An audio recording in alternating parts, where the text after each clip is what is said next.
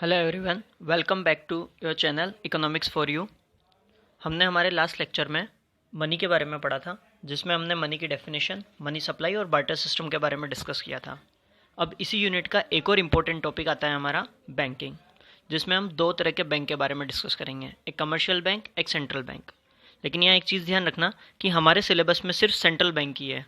Commercial bank का सिर्फ money creation और क्रेडिट क्रिएशन का जो प्रोसेस है उसकी वर्किंग हम डिस्कस करेंगे। ठीक है, पहले एक इंट्रोडक्शन में थोड़ा सा पढ़ते हैं। Bank is a financial institution which accept deposits for the purpose of lending और investment, repayable on demand and performs other allied functions. इसका मतलब क्या हुआ कि जो बैंक है वो एक ऐसा फाइनेंशियल इंस्टीट्यूशन है जो पब्लिक की डिपॉजिट्स को एक्सेप्ट करता है और उसको आगे वो क्या करता है, पब्लिक को जो लोग लोन लेना चाहते हैं उनको लोन प्रोवाइड करवाता है और कुछ इन्वेस्टमेंट भी करता है, और इन सब के थ्रू बैंक अपने पास कुछ प्रॉफिट अर्न करता है। ठीक है, हम यहाँ पे हमारे जो बैंकिंग सिस्टम है, इस बैंकिंग सिस्टम को दो कैटेगरीज में डिस्ट्रीब्यूट करते हैं। एक हो जाता है हमारा सेंट्रल बैंक और एक हो जाता है हमारा कमर्शियल बैंक। ठीक है, जैसा मैंने अभी बताया कि कमर्शियल बैंक का हमारे डिटेल में डिस्क्रिप्शन नहीं है, लेकिन कमर्शियल बैंक में मनी क्रिएशन की प्रोसेस क्या है और किस तरह से बैंक अपने पास मनी को क्रिएट करता है, मतलब पैसे से किस तरह से वो पैसा बनाता है, उसके बारे में हम यहाँ डिस्कस करेंगे। ठीक है, लेकिन उसके पहले एक छोटा सा डिस्कशन देख लेते हैं कि कमर्शियल बैंक होता क्या है। तो commercial bank is an institution which perform the function of accepting deposits. देखो क्या करता है, ये डिपॉजिट्स एक्सेप्ट करता है, ग्रांटिंग लोन्स मतलब जिनको लोन की रिक्वायरमेंट होती है उनके लिए लोन अवेलेबल करवाता है, एंड मेकिंग इन्वेस्टमेंट्स, और आगे क्या करता है, अदर कंपनीज में या अदर जगह पे इन्वेस्टमेंट करता है with the aim of earning profit.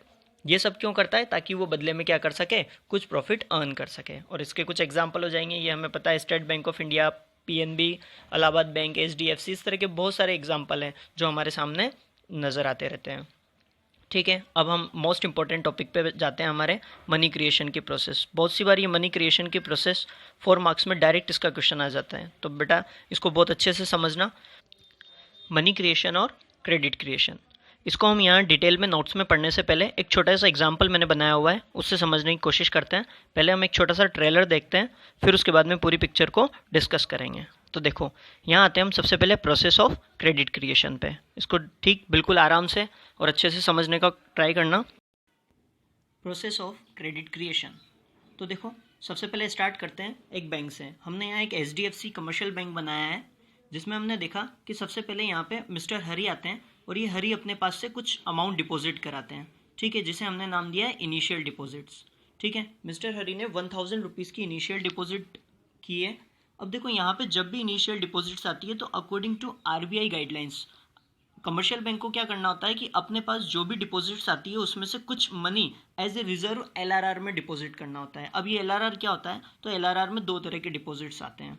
ठीक है, दो तरह के डिपॉजिट्स कौन कौन से आते हैं, तो यहाँ पे देखो मैंने इसको बनाया हुआ है कि एलआरआर में हमारे दो तरह के डिपॉजिट्स आते हैं, कैश रिजर्व रेशो और स्टेट्यूटरी लिक्विडिटी रेशो, जिसे हम सीआरआर और एसएलआर बोलते हैं। ठीक है, इसका पूरा डिटेल डिस्क्रिप्शन हम बाद में अभी नेक्स्ट टॉपिक में पढ़ेंगे, जहाँ पे हमें एक्सप्लेनेशन आएगा कि सीआरआर क्या होता है और एसएलआर क्या होता है। ठीक है, यहाँ बस इतना ध्यान रखो कि कमर्शियल बैंक के पास में जो भी डिपॉजिट्स आती है उसका उसे कुछ पैसा एज ए रिजर्व मेंटेन करके रखना होता है, और उसके बाद का जो पैसा बचता है उसी को वो एज ए लोन क्या कर सकते हैं, आगे डिस्ट्रीब्यूट कर सकते हैं। ठीक है, और इस जो एलआरआर होता है इसको कौन फिक्स करता है, सेंट्रल बैंक फिक्स करता है, मतलब आरबीआई फिक्स करता है। अब हम बात करते हैं इसी प्रोसेस में, इस प्रोसेस को बेटर तरीके से समझने के लिए यहाँ पे दो वेरी इंपॉर्टेंट अजम्पशन है। इन अजम्पशन के बिना हम इस प्रोसेस को आगे कंटिन्यू नहीं कर सकते हैं। ठीक है, तो पहली आती है all commercial bank are one unit that is one bank, मतलब हमारी इकोनॉमी में सिर्फ एक सिंगल बैंकिंग सिस्टम है। इसका मतलब एचडीएफसी, एसबीआई, ओरिएंटल बैंक, इस तरह के कोई अलग अलग बैंक नहीं है, ये सब क्या है, एक सिंगल बैंक है। ठीक है, और सेकंड अजम्पशन आती है all receipts and payments rooted through bank. इसका मतलब समझ रहे हो कि जितनी भी ट्रांजेक्शन होगी वो सब किसके थ्रू होगी, बैंक के थ्रू होगी। इसका मतलब ये हुआ कि यहाँ कैश का कोई ट्रांजेक्शन नहीं होगा। अगर किसी को कुछ भी पेमेंट करना है वो सीधा बैंक में से डिडक्ट होगा और बैंक में ही डिपॉजिट होगा। ठीक है, ये तो हो गया हमारा एक छोटा सा ट्रेलर। अब इसकी बात जो पिक्चर है उस पूरी पिक्चर को डिस्कस करते हैं। देखो पिक्चर का मतलब ये हुआ कि किस तरह से इसकी पूरी प्रोसेस या किस तरह से इसकी वर्किंग वर्क करती है। ठीक है, किस तरह से बैंक अपने पास जो डिपॉजिट्स आती है उस डिपॉजिट से और अदर मनी क्रिएट करता है या और एक्स्ट्रा मनी क्रिएट करता है। ठीक है, तो वर्किंग की बात करते हैं।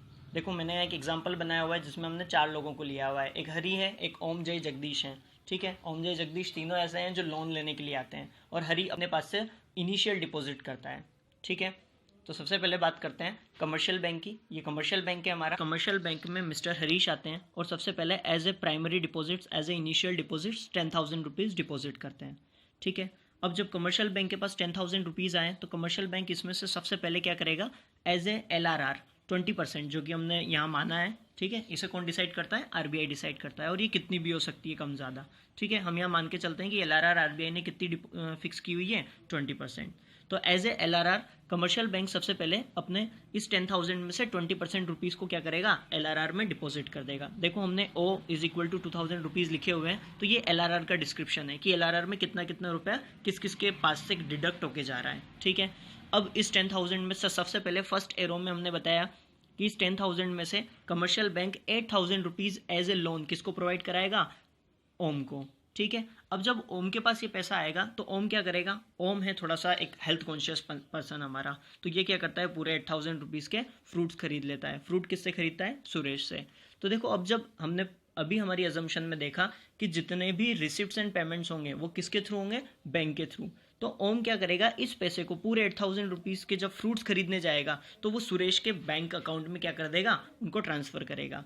ठीक है, तो देखो हमने यहाँ एरो बना के लिखा हुआ है, paid for fruits to Suresh.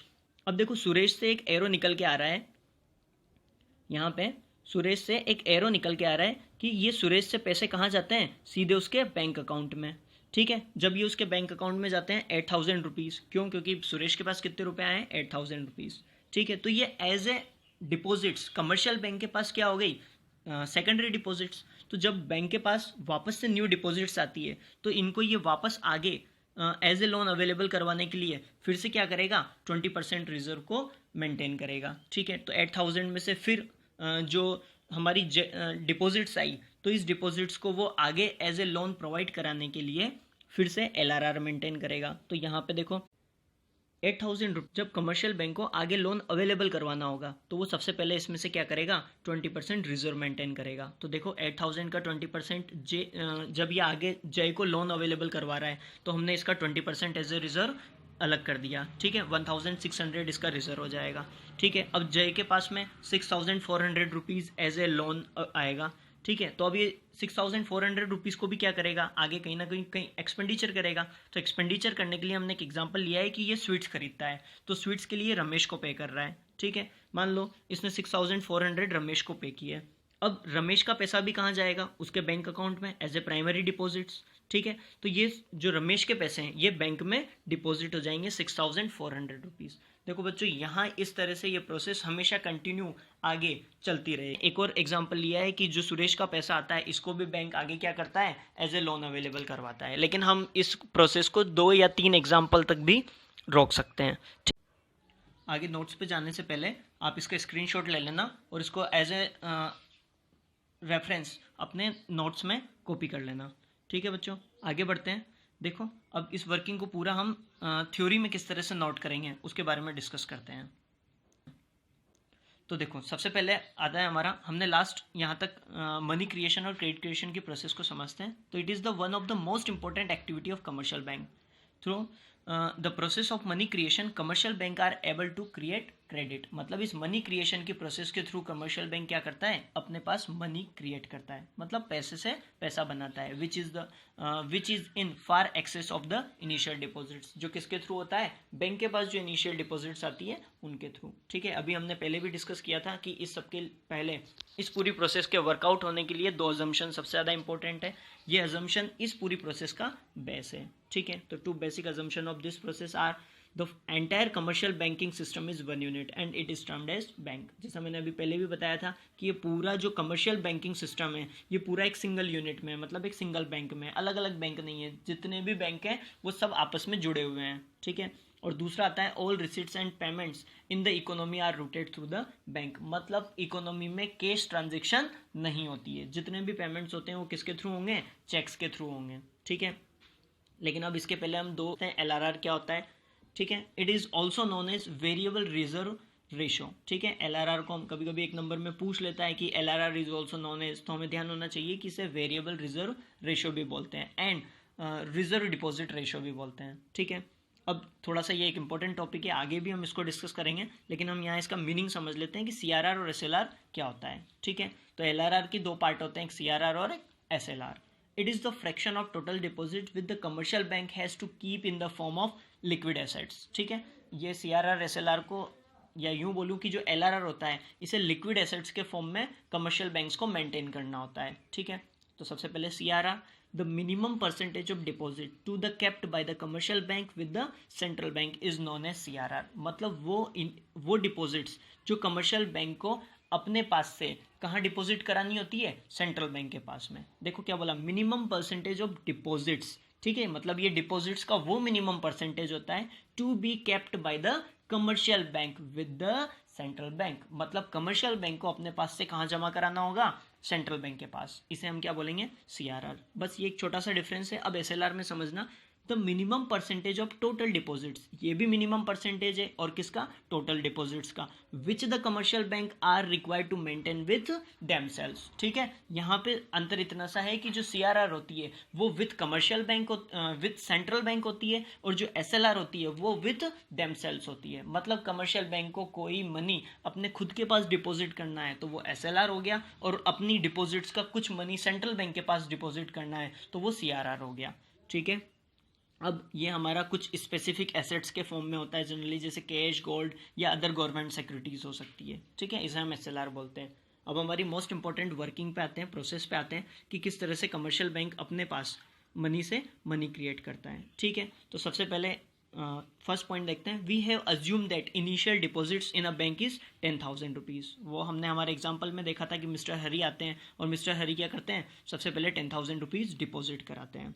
अब इस 10,000 रुपीज़ में से बैंक को क्या करना होगा, LRR निकालना होगा, LRR मेंटेन करना होगा। तो बैंक अपने पास से क्या करता है, 20% 10,000 का 2,000 रुपीज़ एज ए LRR अलग कर देता है, ठीक है। और बाकी के 8,000 रुपीज़ को वो क्या कर सकता है, लोन के लिए अदर पर्सन को अवेलेबल करा सकता है। तो suppose LRR is 20% and there is a fresh deposits of ₹10,000। अब हम मान लेते हैं कि 20,000 हमारा 20% हमारा LRR है, और जो हमारी फ्रेश डिपॉजिट है वो 10,000 रुपीज़ है। Now bank keep ₹2,000 as a cash reserve and lend the remaining 8,000 to the borrowers. हमने एग्जांपल में देखा था कि हरी से जो पैसा आता है उसको वो ओम को दे देते हैं, ठीक है। और ओम को वो सिर्फ कितना लोन दे पाएंगे, 8,000 रुपीज़ का ही, ठीक है।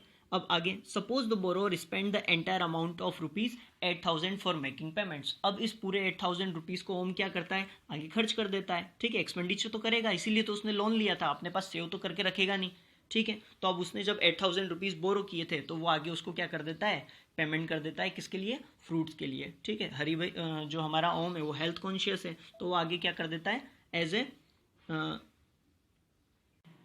एक्सपेंडिचर के लिए आगे पे कर देता है, ठीक है। Now bank keep ₹2,000 as a cash reserve and lend the remaining 8,000 to the borrowers, ठीक है। ये यहाँ हो गया। अब फोर्थ पॉइंट पे आते हैं, suppose the borrower spend the entire amount of ₹8,000 for making payments since all the transaction are routed through bank. हमें पता है कि सारी जो ट्रांजेक्शन है वो किसके थ्रू होती है, बैंक के थ्रू होती है, ठीक है। The money spend by borrowers come back into the bank in the form of deposits of those who receive this payments. देखो इस लाइन को आराम से समझना, since all the transaction are routed through banks and the money spend by borrowers, मतलब borrowers ने जो भी मनी एक्सपेंडिचर किया है वो वापस कहाँ आ जाता है, बैंक के पास आ जाता है। और अब बैंक के पास में वो मनी किसके फॉर्म में आएगा, form of deposits of those who receive this payments. मतलब हमारा वो जो फ्रूट वाला था ना, उस फ्रूट वाले की अब ये क्या हो जाएगी, डिपॉजिट्स हो जाएगी बैंक के लिए, ठीक है। अब फिफ्थ पॉइंट पे आते हैं, नेक्स्ट हमारा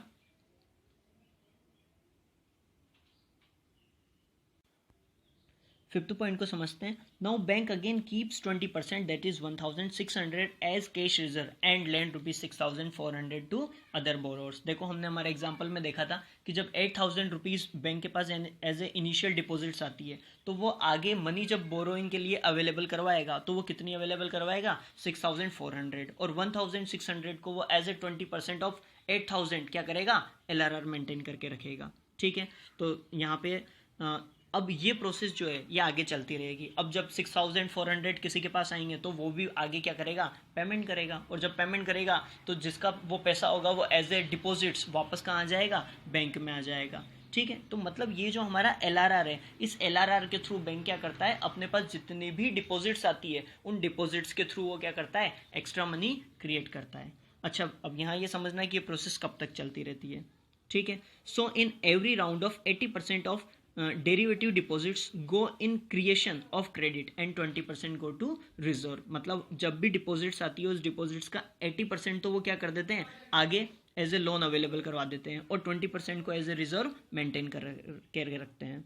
the process will keep on repeating till secondary deposits become zero. और यहाँ एक ये इंपॉर्टेंट पॉइंट है, थोड़ा सा ध्यान रखना, 1 मार्क्स में कभी कभी पूछ लेता है कि ये जो हमारी डिपॉजिट्स हैं, या हमारी ये जो प्रोसेस है, ये कब तक चलती है। तो ये कब खत्म होगी, जब सेकेंडरी डिपॉजिट्स क्या हो जाएगी, जीरो हो जाएगी। या हम ऐसे भी बोल सकते हैं when total cash reserves are equal to initial deposits. मतलब हमारा जो LRR है वो इनिशियल डिपॉजिट्स के इक्वल जब आ जाएगा तो हमारी जो ये प्रोसेस है मनी क्रिएशन की, ये एंड हो जाएगी। ठीक है बच्चों, आई होप आपको यहाँ तक बहुत अच्छे से समझ आया होगा। अब हम इस पूरी थ्योरेटिकल प्रोसेस के बाद हमारी एक टेबल आती है। इस टेबल में हमने वही चीज़ एक्सप्लेन की हुई है टेबल के फॉर्म में, कि हमारे पास इनिशियल डिपॉजिट्स आई, उसका हमने कुछ LRR मेंटेन किया, और उसके बाद में जो अमाउंट बचा उसको एज ए लोन ट्रांसफ़र कर दिया, एज ए लोन डिस्ट्रीब्यूट कर दिया। ठीक है, देखो टेबल के नीचे लिखा हुआ है, as seen in the table bank are able to create credit deposits of ₹50,000 with deposit of just ₹10,000। मतलब हमारा जो बैंक है, इस बैंकिंग सिस्टम ने जो उसके पास में इनिशियल डिपॉजिट्स आई थी 10,000, इस 10,000 के थ्रू उसने कितना डिपॉजिट्स क्रिएट किया, ₹50,000 का। It means total deposits become 5 time of deposits. मतलब जो इनिशियल डिपॉजिट्स हैं उन इनिशियल डिपॉजिट्स का ये कितना हो गया, 5 टाइम इक्वल हो गया। ठीक है, 5 time is nothing but the value of money multiplier. मतलब ये जो हमारा 5 टाइम है, ये 5 टाइम क्या है, मनी मल्टीप्लायर है। तो मनी किस तरह से मल्टीप्लाई हो रहा है, या कमर्शियल बैंक अपने पास किस तरह से या किस रेट में, ये यूँ बोलूँ किस रेशो में मनी क्रिएट कर रहा है, उसको हम बोलते हैं मनी मल्टीप्लायर। तो देखो एक छोटा सा टॉपिक आता है मनी मल्टीप्लायर, इसको भी डिस्कस कर लेते हैं। Money multiplier refers to the process of creation of credit by the commercial banks with the help of initial deposits made by the public and legal reserve ratio। मतलब money multiplier एक ऐसी process है जो बताती है कि किस तरह से कमर्शियल बैंक ने अपने पास क्रेडिट क्रिएट की है और इनिशियल डिपॉजिट्स के थ्रू उसने कितना LRR मेंटेन किया है। ठीक है, मतलब LRR और as a loan amount distributed के through. Money multiplier it refers to the process of creation of credit. मतलब ये एक ऐसी प्रोसेस है जो क्रेडिट क्रिएशन को बताती है कमर्शियल बैंक के, with the help of initial deposits, जो कि कमर्शियल बैंक ने अपने पास इनिशियल डिपॉजिट्स के थ्रू क्रिएट की है। ठीक है, made by the public and legal reserve ratio. ठीक है, मतलब कमर्शियल बैंक के पास जो इनिशियल डिपॉजिट्स आई पब्लिक की, उसके थ्रू और LRR के थ्रू कमर्शियल बैंक ने किस तरह से अपने पास मनी को क्रिएट किया है, ये उसका डिस्कशन है। ठीक है, अब इसको हम कैलकुलेट कैसे करते हैं, इसका फॉर्मूला होता है money multiplier is equals to 1/LRR। LRR वही लीगल रिजर्व रेशो। ठीक है, एक छोटा सा एग्जांपल ले लेते हैं। जैसे हमारे इस एग्जांपल में हमने जो पूरा एग्जांपल क्रिएट किया है, इसमें हमारा LRR 20% है। तो इसका मतलब क्या हो गया कि LRR इज इक्वल टू 20%। तो 1 डिवाइडेड बाई कितना हो जाएगा, 1 डिवाइडेड बाई 20%। अब 20% को हम कन्वर्ट करेंगे तो ये 0.2 हो जाएगा, और हम इसको कैलकुलेट करेंगे तो कितना आ जाएगा मनी मल्टीप्लायर 5 टाइम्स। हम जो मनी मल्टीप्लायर होता है, इस मनी मल्टीप्लायर को हम किस में डिनोट करते हैं, टाइम्स में। तो यहाँ पे हमारा मनी मल्टीप्लायर क्या हो जाएगा, 5 टाइम्स। इसी तरीके से LRR अगर 10% है, 30% है या 40% है, तो जो हमारा मनी मल्टीप्लायर होगा वो भी क्या होगा, अलग अलग होगा।